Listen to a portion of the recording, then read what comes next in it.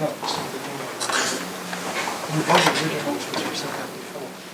This is the one we talk about. Certain people having certain. Okay, back on the record. Yes, I'm talking about.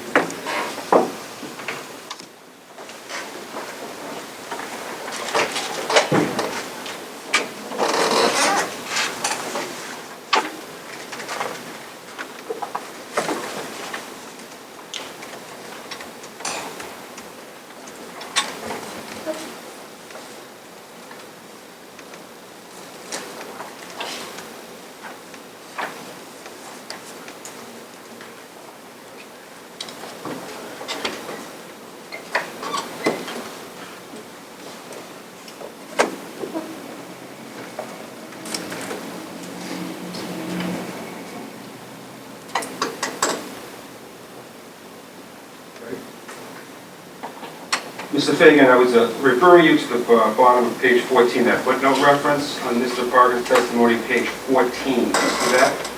Yes. Okay. The last sentence there, that quote from the ISO New England's 2019-20 ICR values report says, the system must meet both resource adequacy and transmission security requirements. Correct? Yes. And now if you look back up to Mr. Parker's testimony, beginning on line 3, where he says, according to ISO New England's methodology, the LSR is calculated as the capacity needed to satisfy the higher of the local resource adequacy, LRA requirement, or the transmission security analysis, TSA requirement. Do you see that? Yes, I do. And then he goes on to say that in FCA 10, the SENE LSR was set based on the TSA requirement, which was higher than the LRA requirement. Do you see that? Yes, I do. Do you agree with that statement?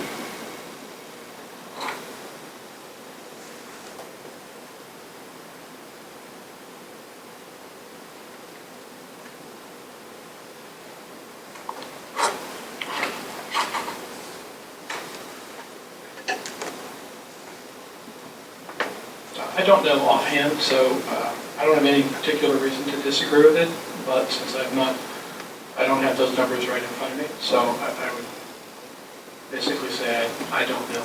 Okay.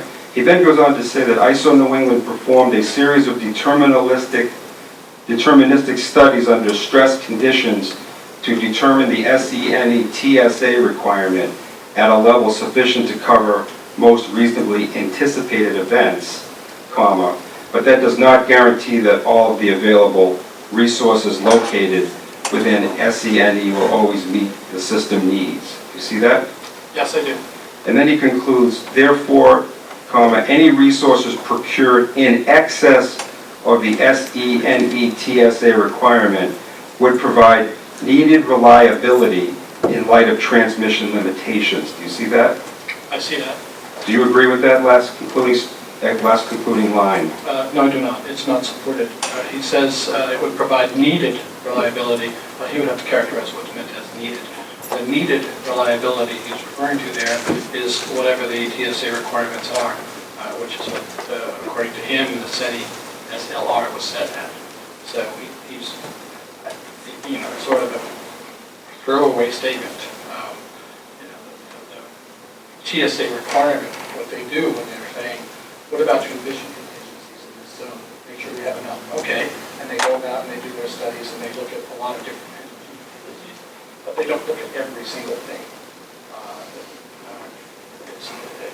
So it's okay to say, well, they didn't look at every single thing, therefore everything's uncovered. So anything in excess of the need is good for reliability. There's a point of dimension in terms of reliability, and ISO New England sets that point at the TSA requirement. So I would say ISO New England has already done the gist of what Mr. Parker was talking about. They've said that the requirement in the local zone is going to be a little bit higher because of these transmission concerns. So I would not agree that procuring in excess of that requirement provides needed reliability. It provides some additional undetermined level of reliability. So you disagree with Mr. Parker's statement there? That specific statement, yes. And Rhode Island is in what's called an import constrained zone, correct? The southeast New England zone, including Massachusetts, or a large portion of Massachusetts and Rhode Island, is modeled as an import constrained zone. And what's your understanding of an import constrained zone? That means when they model the capacity and load in the auction process, they set a constraint for flows into the zone, such that if there were insufficient resources in that zone, the constraint would bind, and the modeling result would generally show, for example, higher prices in the import constraint zone.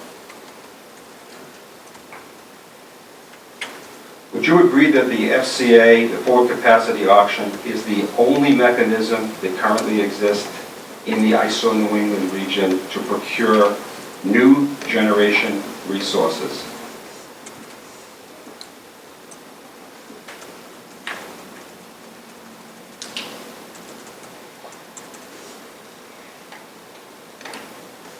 Not in that absolute term. I think there are other mechanisms to procure resources.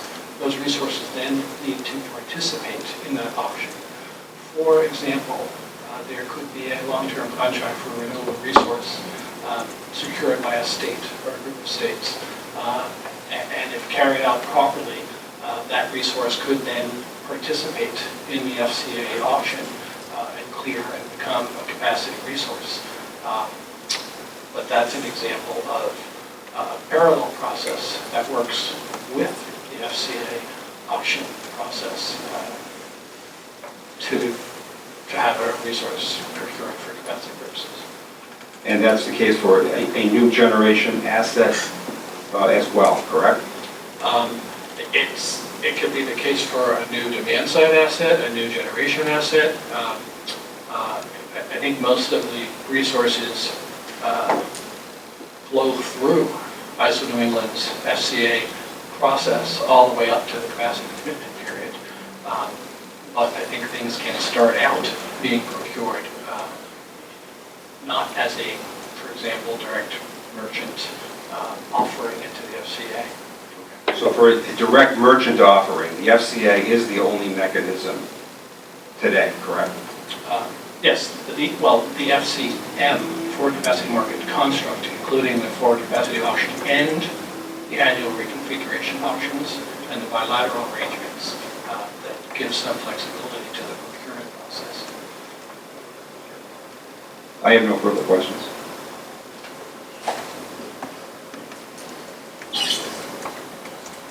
Mr. Marcaccio?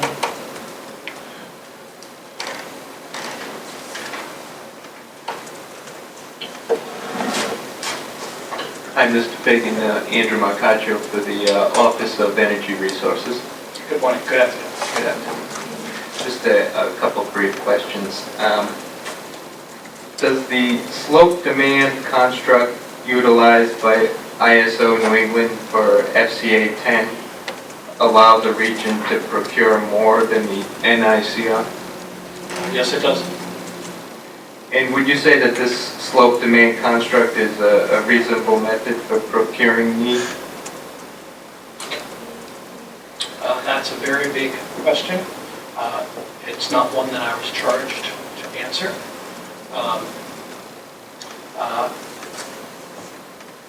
The sloped demand curve method that you described is the current incarnation of how ISO New England procures its capacity requirements. As I've stated previously, that has evolved from earlier things. It is continuing to change. The curves for FCA 10, the curves for FCA 11, 12, 13, and future will look different than the linear slope demand curve in FCA 10. It's not necessarily unreasonable, but it's certainly not the only way to do this. And as has been evidenced, there is change, almost continual change, in the rules around how ISO New England does its capacity procurement. So it's not a simple question. It's what they're using right now in an attempt to mimic a real market.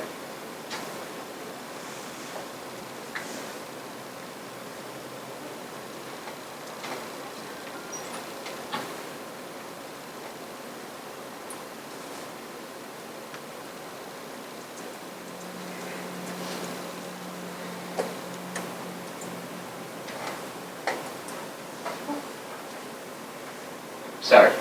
And would you say that, or strike that, did FERC find that ISO New England's utilization of the slope demand construct was reasonable? I don't know what specific language FERC used in their findings offhand. Or would you say that they approved the process? They did approve the process. I don't know what conditions may have been placed on that process, just as they approved other types of processes throughout the country for capacity procurement. And on that, are there other regions that utilize the slope demand construct? Certainly other regions, some other regions do use the slope demand construct. I don't know offhand exactly which regions. I know that New York does. I believe that PJM does also. I don't know how similar or how different those constructs are offhand. I mean, New York is a shorter term. It's a 1 year out. PJM is a 3 year out process. So there's a lot of variability in the way this type of construct can and has been implemented in different jurisdictions. And are you familiar with the need pool stakeholder process that's utilized by FERC when vetting these types of processes like the slope demand construct? Familiar at a very high level that there are extensive stakeholder processes. Unfortunately, I was part of some of that years back at different times, but I have not been actively involved in the need pool stakeholder processes recently around these discussions, for example, on the demand curve improvements, so-called demand curve improvements. Thank you.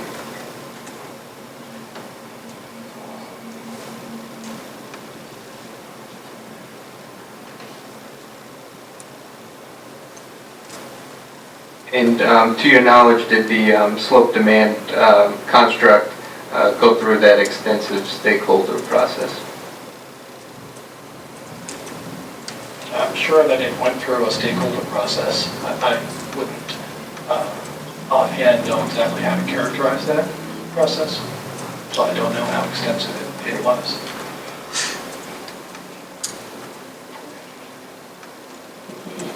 Mr. Marcaccio, if it helps, CLF will stipulate for the record that I sat through 18 months of consecutive monthly NEPOOL Markets Committee meetings in which the slope demand curve was discussed and debated endlessly. Thank you. And ultimately approved. No, the Markets Committee made a recommendation to the NEPOOL Participants Committee for approval, and then NEPOOL ultimately made a joint filing with the ISO with FERC, which had to approve the construct.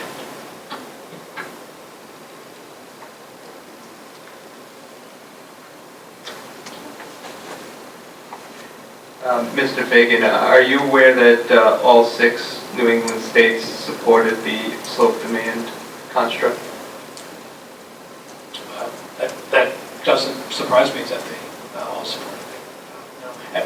When you say sloped demand construct, are you referring to FCA 10 or future FCAs? For the FCA 10. Okay.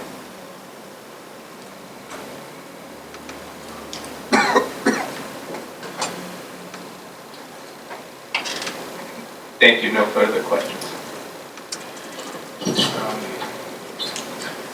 Mr. Wald?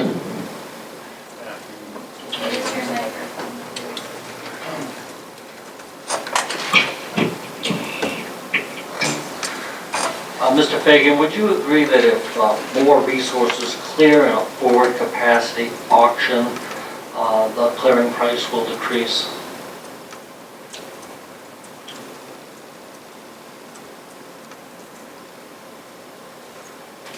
Depends on the specific demand curve that might be present in the context of a ISO New England for capacity market construct. So you wouldn't agree with that statement? Can you say generally whether that's the case, that the more resources there are, the clearing price will decrease? Can you just generally state whether that's yes or no? I can't generally state. What I can state is for FCA 10, which used a linear demand curve, that generally is the case. For FCA 11 and future auctions going forward, that is absolutely not necessarily the case. Okay, but for FCA 10, that you said that would be the case, is that correct? That was the case. Thank you. And do you have Mr. Parker's testimony in front of you? Yes. And if you turn to page 57 of that testimony, look at table 3.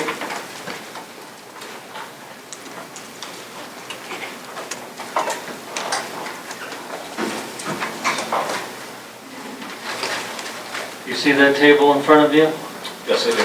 Would you agree that Mr. Parker illustrated this dynamic that we just spoke about in table 3? I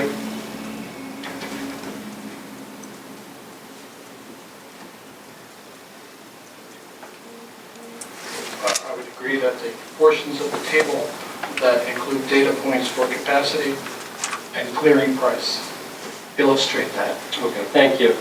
And did Mr. Parker correctly calculate the total cost for ratepayers in the last column of table 3? I don't know. You don't know? You can't tell by looking at the table whether he correctly calculated the No. cost to ratepayers? No, I cannot.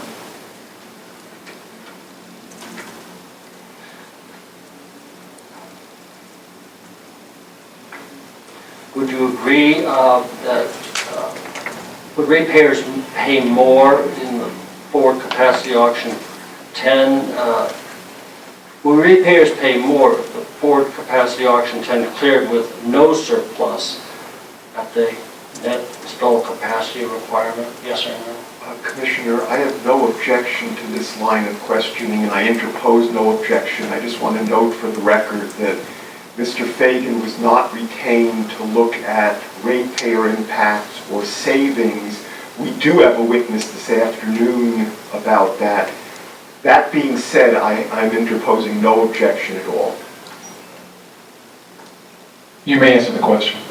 Could you repeat that, please? Well, to the extent that there was no surplus cleared in the FCA 10, would you agree that ratepayers would pay more? You've characterized this as ratepayers pay more.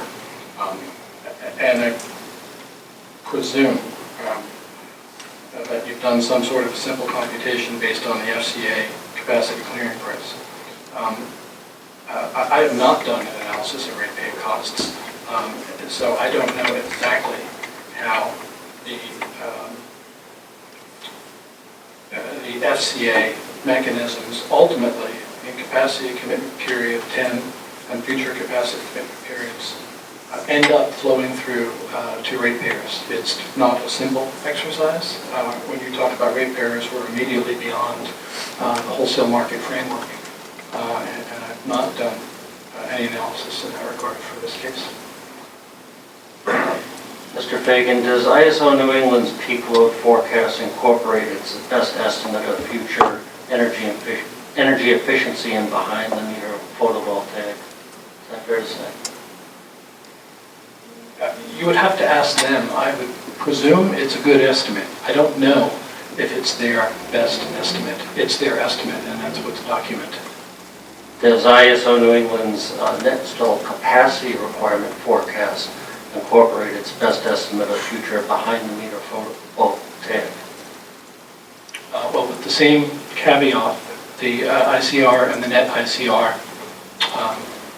commencing only with FCA 10 does incorporate the effect of behind-the-meter PV. If CSOs awarded from a forward capacity auction were bought or sold prior to the associated capacity commitment period, would the total capacity in that capacity commitment period change? The total capacity commitment period requirement probably depends on ISO New England's closest in-time forecast for what those capacity needs are. How trading of such capacity supply obligations occurs those are two different things. Capacity supply obligations may very well get traded, and at the same time, the ICR requirements may very well be changed. Those two things in combination are what the annual reconfiguration auctions are composed of. Or would the total capacity and the capacity commitment period change? It can, it has. And what about the surplus quantity? How would that be affected? Would that change?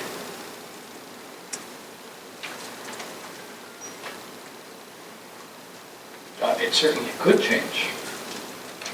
As you move towards real time, any particular surplus that might have been procured as part of the 3-year forward auction ultimately it could change. Yes, they don't necessarily go into the capacity commitment period with the level of surplus that was projected 3 years earlier. Thank you. No further questions. Mr. McElroy?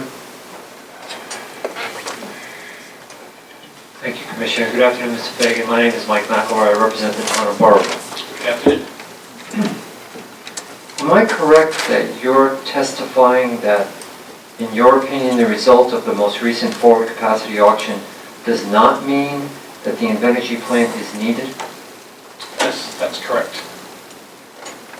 But you will concede that one of the two turbines did clear in that auction, correct? Yes, it cleared in FCA 10, that's correct. So how can you say, in light of one of the units clearing, that at least that unit is not needed?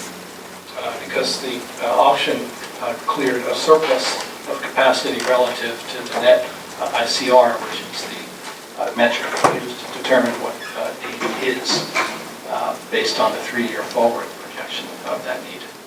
Would you agree that ISO thought that that one unit was needed?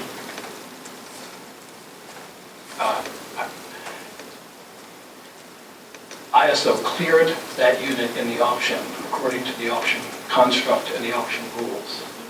Simultaneously, ISO New England determined what its need requirement was in computing the ICR and the net ICR. So I don't know exactly how ISO New England thinks about that in the context of your question. You'll have to ask that to ISO New England. Okay.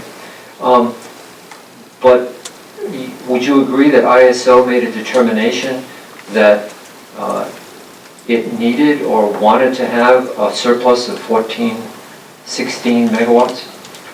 Well, they didn't make a determination. They ran an auction process according to the rules, and that's the result that they got. What is your understanding of why ISO would clear an additional 1,416 megawatts in the auction?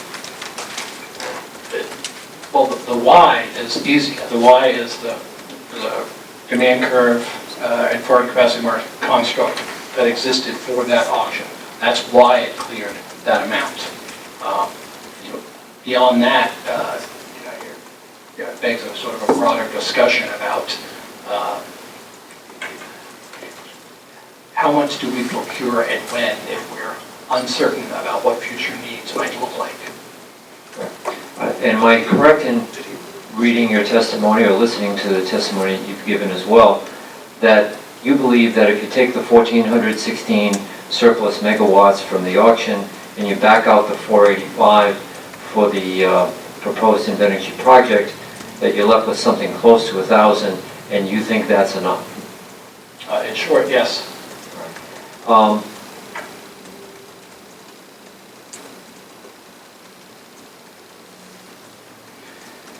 You discussed on page 9 of your testimony, and you don't need to go to a particular line, but the difference between the old zone and the new zone.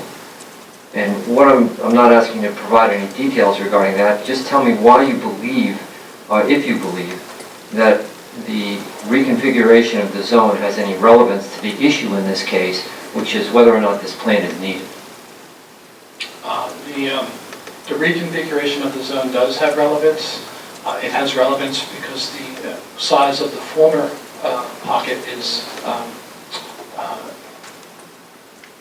the size of the import constrained zone is now larger. So there's a larger array of resources that can participate to meet the requirements.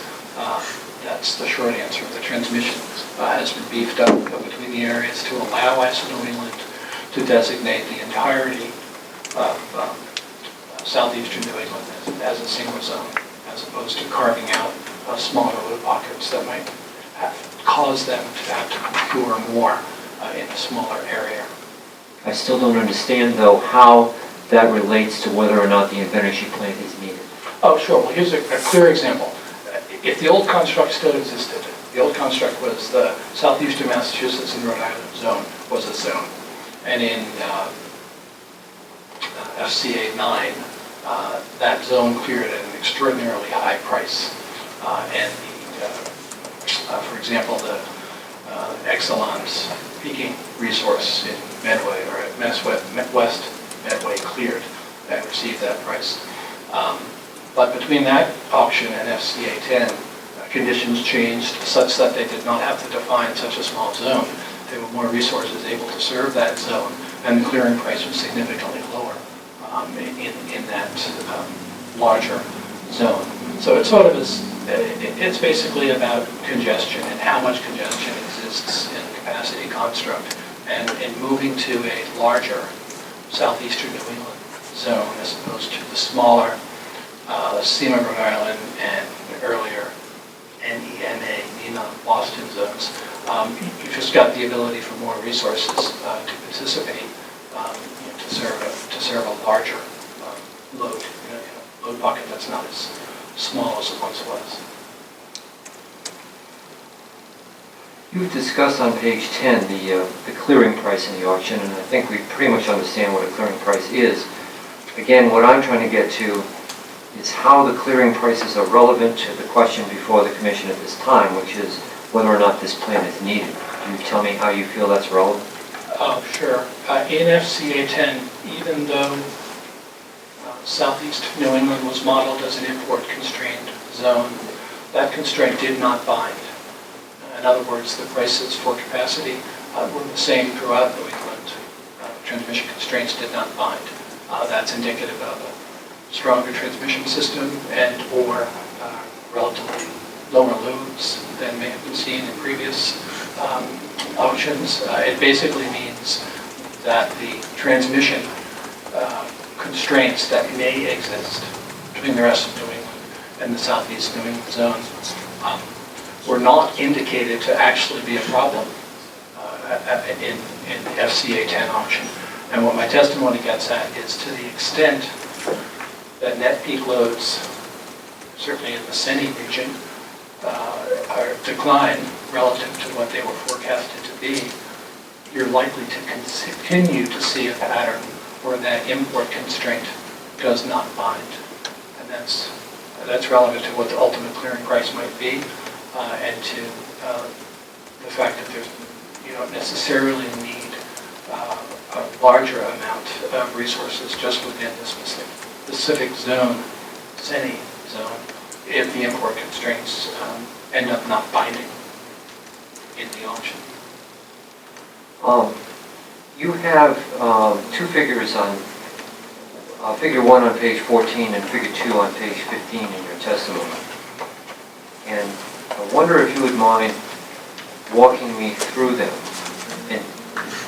in English, if you possibly can. Tell me what these charts mean about the issue in this case, which is whether the energy plan is or is not needed. Sure. On page 14 of my testimony, figure 1 is a plot of two variables, the Rhode Island net summer peak load and what's referred to as the net energy load. Rhode Island net summer peak load is simply the megawatts of capacity.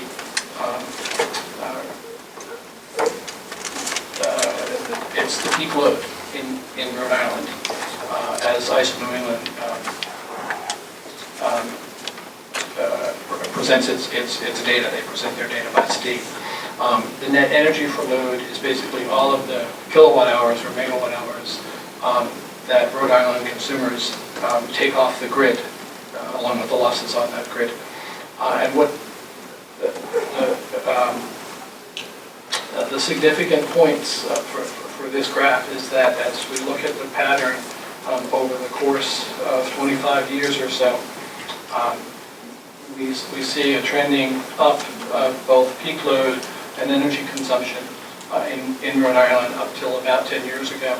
And then we see a flattening and beginning to see a decline in both consumption and what the peak load has been in Rhode Island in the summertime.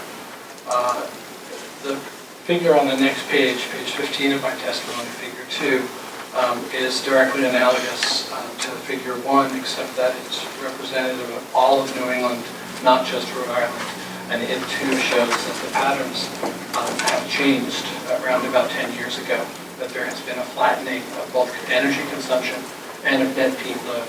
And what my testimony talks about is that occurs in significant part because of the presence of energy efficiency and behind-the-meter solar PV resources. Those are the things that are probably the primary drivers of the data that we see in these two graphs.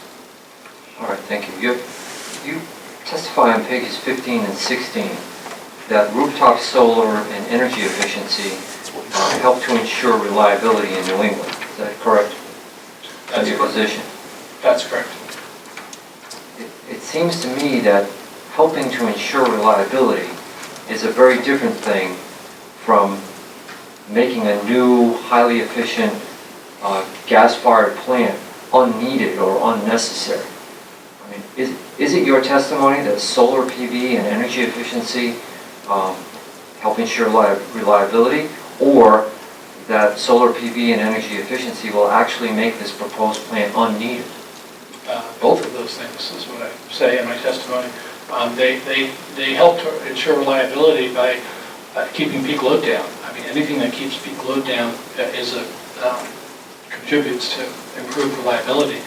And as I indicate in other places in my testimony, page 29, for example, I'm sorry, not page 29. Page 21, table 1, for example, I show the scale of energy provision by energy efficiency and solar PV resources, behind-the-meter resources. So not only do they ensure reliability, they actually provide the energy that could otherwise be provided by a new plant. So it sort of begs the question, if we don't have as much of a need to consume kilowatt hours, and we don't have as much of a peak load, what does that say about what our need might look like going forward, and how does that need change?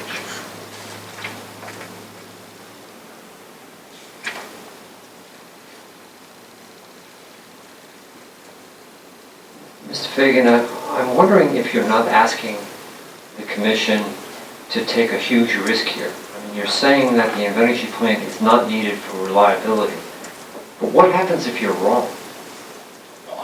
I'm not saying that. ISO New England sets the ICR and the net ICR, and I just observed that there's more than enough resources to cover that. It's not me. It's ISO New England's data and projections. Could you take one look at Mr. Parker's testimony again, back to page 57?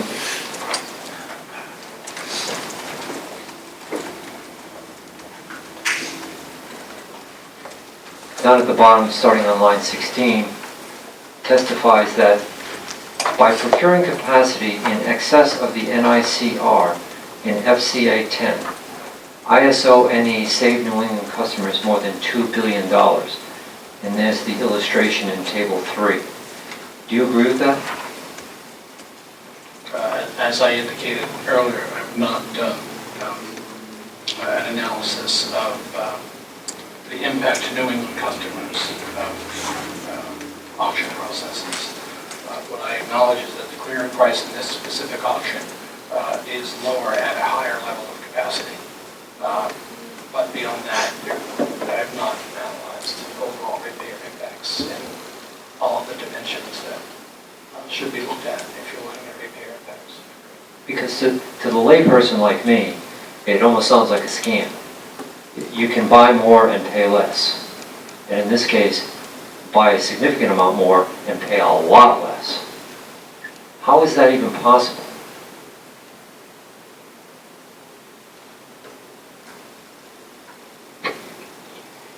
Again, I have no objection to the question, but we didn't retain Mr. Fagan to address ratepayer impacts.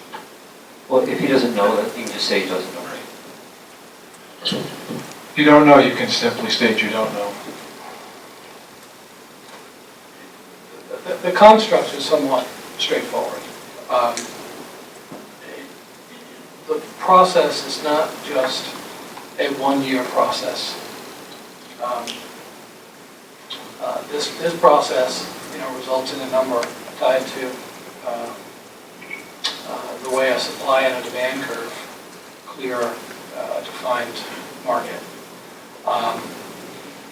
Ratepayers pay, multiple billions of dollars in capacity costs year in, year out over the lives of over the life of assets. It's a long-term proposition. To start looking at ratepayer impacts, you need to look beyond just the impacts of a single year. You need to look, what does this imply for the future? What's included in the total costs that we've got listed here? This is a fairly narrow picture of the overall economics of the electric power supply market in New England. And I've not analyzed this. Part of my charge was reliability. So I'm going to defer to Mr. Sticks. I'm not going to say more than that on the question. All right, I'll ask him. Thank you. I'm all done with Mr. Fagan. Thank you. Ms. Wilson-Price, any questions?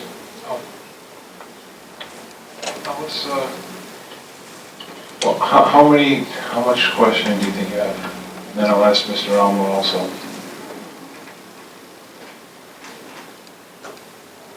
All right, well, why don't we keep going until we'll break at 1. And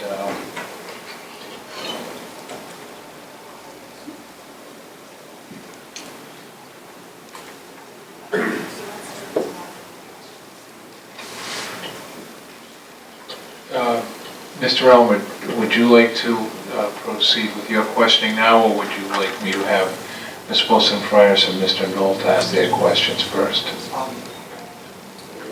I have no preference. If it helps, I think it's highly probable that if I go now, I would be done at 1 o'clock, although I realize that doesn't count. So I have no preference.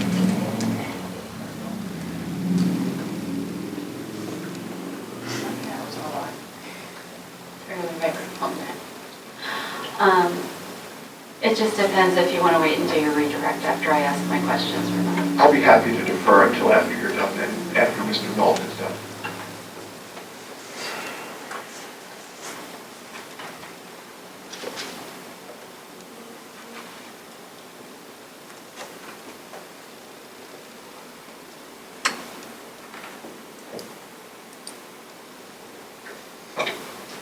Good afternoon, Mr. Fagan. Good afternoon. You've stated numerous times that the Invenergy plant was not needed for system reliability because the auction cleared with a surplus.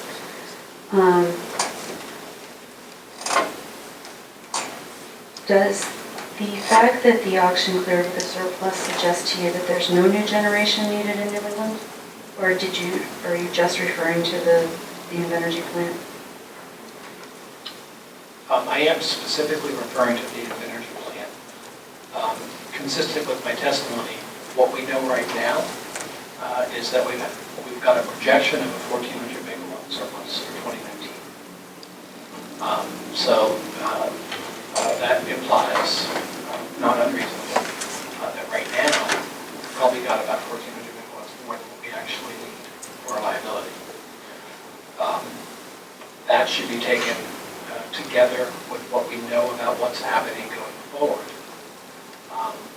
FCA 10, there is already a indication that that soil capacity requirement will be lower. Okay, we've already done this. I don't need to hear what you've already testified to, but I guess so your answer was to my question that the Clear River project is not needed. Yes. Okay, and so do we know if any other new non-existing projects cleared? Does ISO give us that information? I'm sorry. Does ISO give the information of who cleared? Yes, they Okay. do. So then the second part was, That was the answer, not so then the next part of my question is, did any other non-existing or new projects clear the FCA 10? yes. In FCA 10, there were both demand and supply resources that cleared. The additional, relatively large, new gas-fired resources that cleared include the proposed new energy facility, includes a 333 megawatt combustion turbine on Cape Cod at the canal plant location, and it includes a 484 megawatt combined cycle facility in Connecticut at Bridgeport Harbor. Those are the three large gas plants that cleared. The data on who cleared exists. It's published as the capacity supply allocations. We also know the plants that cleared in FCA 9, for example, and there were a couple of large gas plants. I think the question was limited to FCA 10, so. Okay. Next question, please.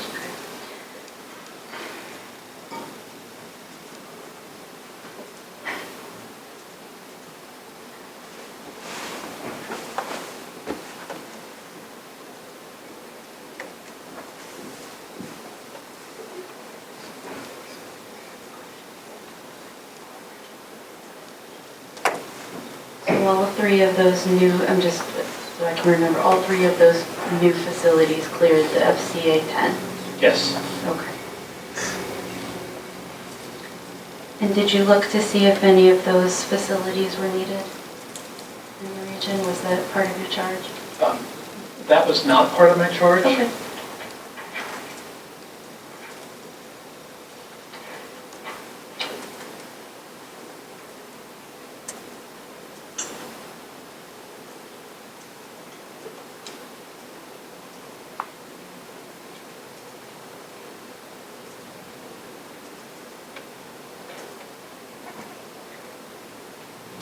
Are you second guessing how ISO New England forecasts meet the net installed capacity requirement? I don't believe I am. I'm not forecasting myself net installed capacity requirement. I'm looking what they forecast or what they indicate as forecast. And I'm looking at their peak load trends to inform what might those forecasts look like in the future. We don't know what it might be for FCA 10 or FCA 12, for example. So I'm not second guessing them. I'm using their clearly stated mechanisms for determining need based on reliability standards about lights out. Not getting into the economics of the construct of alternatives that might exist. Okay, but so the ISO set a net installed capacity requirement for FCA 10, right? Yes. Okay, and then it conducted an auction, correct? Yes. And did it do so within its rules? Yes, as far as I know. Okay. Do you think that they acted unreasonably in that process? No, not based on that construct. Okay, and so, but were they wrong in how much they or how much they cleared? That's a very subjective question. Wrong in what way, for example? They were right in clearing it according to the rules of their tariff that are in place for now.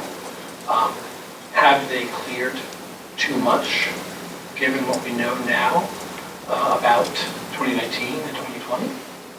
I would say yes. We will see as we get to the annual reconfiguration auctions, and we see what might happen with the resources that are on the margin, so to speak, that are not yet built, and are looking at how the mechanics and the parameters associated with the annual reconfiguration options to come, how those things play out. So can anybody bid in? I mean, you said it's a financial obligation, so can anybody bid into the forward capacity auction? It's a complex set of qualification requirements. Okay, so I couldn't bid in. No, well, not you personally for household consumption, no. It's absolutely a wholesale market. There's absolutely some minimum scale before it would be worth an entity's while to participate. Do I need to show ISO anything? If I'm does an asset need to show ISO anything before they can be qualified to bid into the forward capacity auction? Yes, they do. I'm not familiar with all of the details around that, but there is an extensive set of qualifications process that exists before you can be qualified to bid a demand or supply resources into either the 3-year ahead auction or the other auctions. Okay. So ISO only wants serious bidders. Would that be fair to say? That would be fair to say, yes. Okay.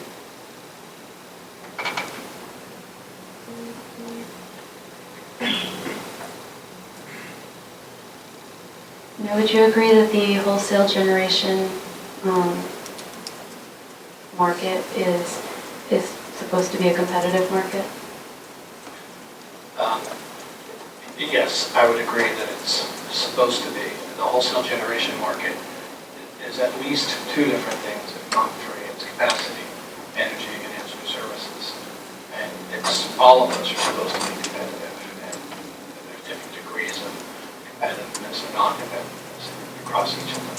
Okay.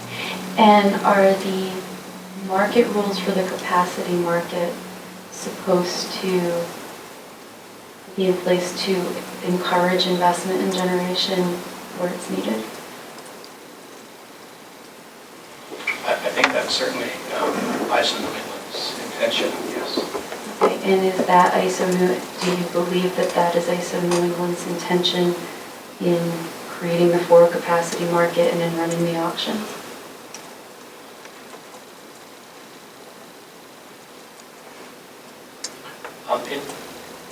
Yes, I think that is their intention. I think what goes with that is they're cognizant of what the states are doing, what the state policies look like, and they have to come to terms with how that might influence the way they structure that market, the way they change the rules in that market, and they're sort of constantly looking at just that. Do we change the rules? Do we tweak things? And the design improvements associated with the demand curve that was referenced by the Attorney condition, I think, shortly is a good example of that.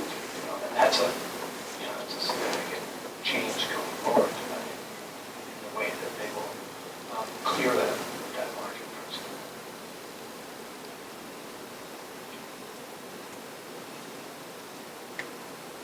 Do you question whether Invenergy was playing by the rules when it bid into the forward capacity auction for FCA 10? No, I have no knowledge of that. I can only presume. Okay, well, let me rephrase the question. Yeah.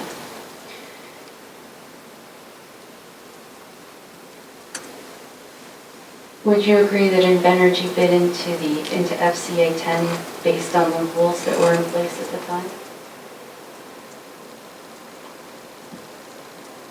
I think so, but I wasn't charged with looking carefully at what is available publicly to support that.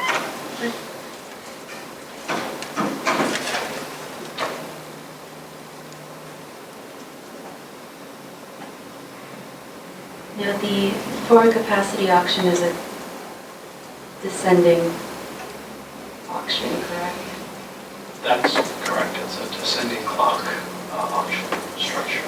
So that's sort of the opposite of if we were to just go to an auction that gets advertised. So instead of bidding up, you bid down. That's correct. That's it. Okay. Could ISO have run another round in the auction and tried to get closer to the install capacity requirement? My understanding is they followed their rules, and when supply and demand crossed, that was the clearing point, and that was by their tariff. That's the end point. I don't know if there is much discretion in how the ISO ultimately finalizes that clearing point, but my sense is that they follow the tariff structure for how they're supposed to implement that descending auction.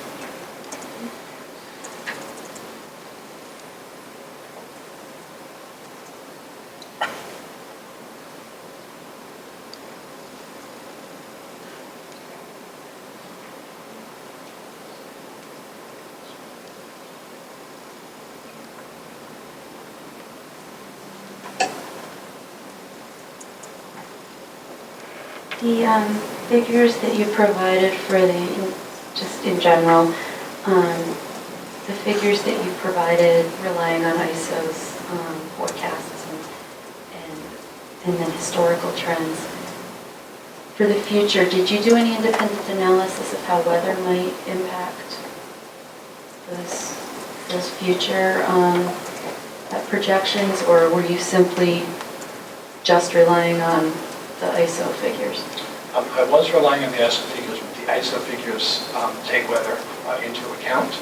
The forecast that I used is described as a 50-50 forecast. In setting the ICR and the net ICR, in doing the probabilistic assessment, using the 1 event 10 years characterization, they explicitly take into account as an input to that model the distribution of what forecast loads might be and how they might vary because of weather. So that's part and parcel of the ICR establishment itself.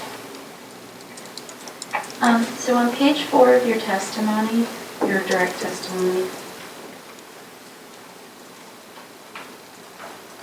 line 6 to 7, or actually 6 to 8. The ISO New England Forward Capacity Market Auction Framework put forth by the applicant in support of a reliability need is not indicative of reliability need or even economic need for the plant. But if it's not indicative of reliability need, what's the point of the forward capacity auction?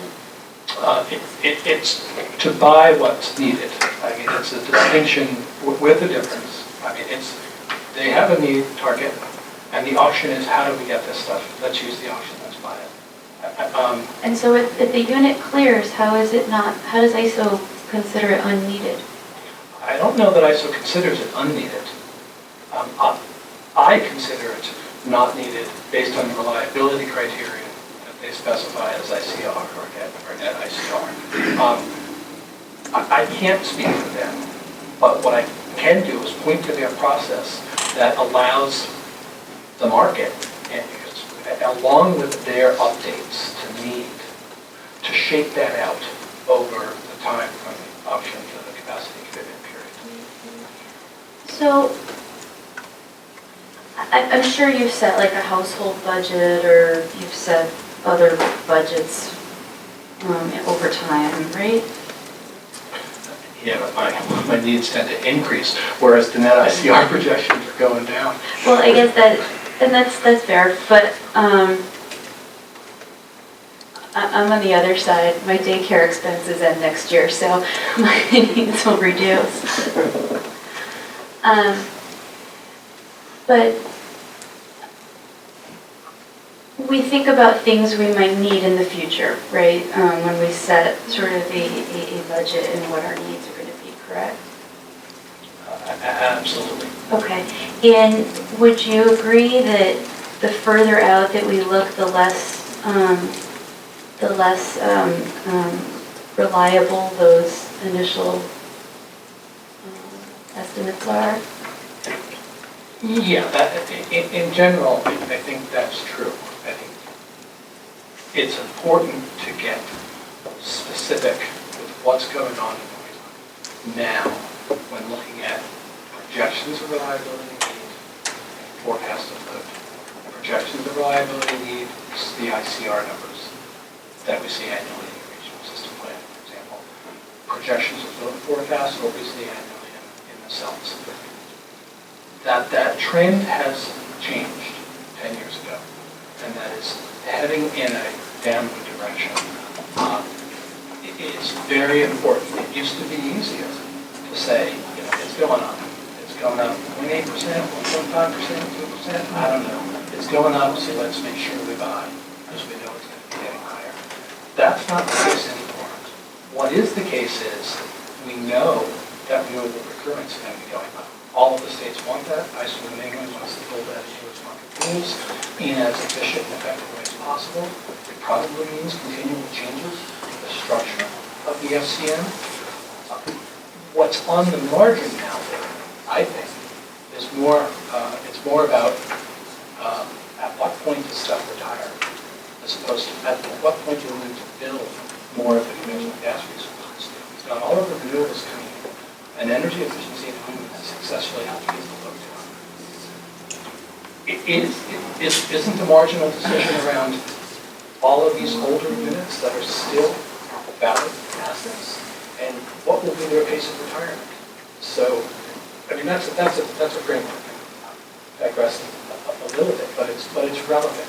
What's most relevant though is the data that we have on the load forecast projections and the information that we're beginning to get just recently, because it was only with FCA 10 that they started folding in the behind the meter solar PV into that ICR forecast, and it dropped considerably because of that. We're at that point right now where we need to be asking those bigger questions. No longer is it a simple question. The future is uncertain, so why don't we just plan on the next one? Now that we have all of these substitutes and alternatives, state policy says this is what we want. So I think it's imperative to take a very hard look at any purported need for a new fossil as opposed to a need for a resource, be it demand side, be it renewable, be it storage, or imports, or anything.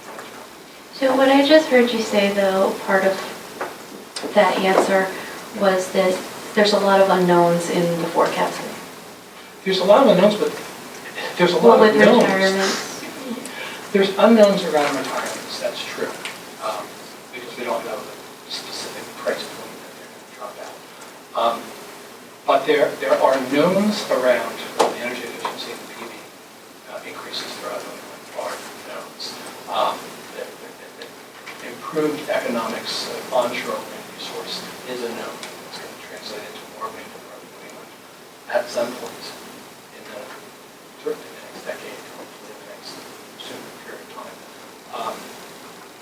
There are some unknowns about these at-risk communities. There's no two ways about that.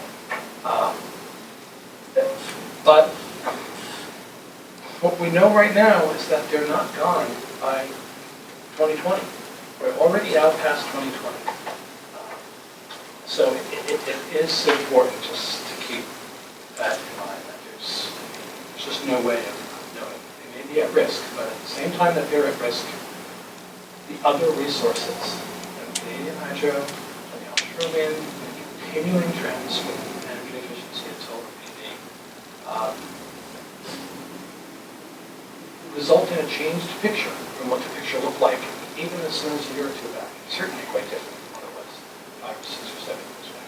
So do you know how long it takes to site and build a combined cycle unit from from the start of planning to commercial operation? There's a range of estimates. Is it more than a year? It's more than a year. Is it more than 2 years? I think it depends. It can be more than 2 years. It depends on if we're talking about an existing site or a greenfield site. That specific question, I'm knowledgeable of it. It's not my core That's fine, area of then. expertise. I think your attorney would rather you not guess. Well, what I would, my response to that would be, is that the right question? The right question might be, how long does it take to put a new CT in? Because a CT is a little bit of a similar proposition designed just to meet increasing peaker. What's a CT? Oh, combustion turbine. Thank you. I'm sorry, as opposed to a combined cycle facility that is designed primarily to run practically as a baseload facility, as one of the witnesses indicated yesterday, 70% capacity factor. So the right question is, what resources do we need and why? If we're worried about peak, at what point will storage resources that are a very dispatchable resource become commercial? But we don't know that now, right? We have some indications. We don't. But we don't know. We don't know. I mean, we know that in California, they bought one in a utility procurement process. All right, that was based on economics. But we don't know that. We know that ISO New England is trying to make sure that storage resources can enter the market. It's a tricky thing because it's not commercial. But if you were to ask me 7 or 8 years ago, what are the commercial prospects for solar and wind? All I would have been able to say was, well, the costs are going down, but we don't really know exactly how they're going down. And now we're here today. For wind and solar, of course, the costs have dropped significantly. It's not unreasonable to think other patterns might occur when storage resources are free. You have more questions? I do, but I can stop. All right, why don't we stop now, and we'll be back in about an hour. Is Mr. Stick's going to be as long as Mr. Fagan, Mr. Elmer? I do not have anywhere near as long with Mr. Sticks as I had with Mr. Fagan, but I don't know what my brothers will have on cross. Okay. I think We'll hold you to that. and I invite you to. Okay. All right.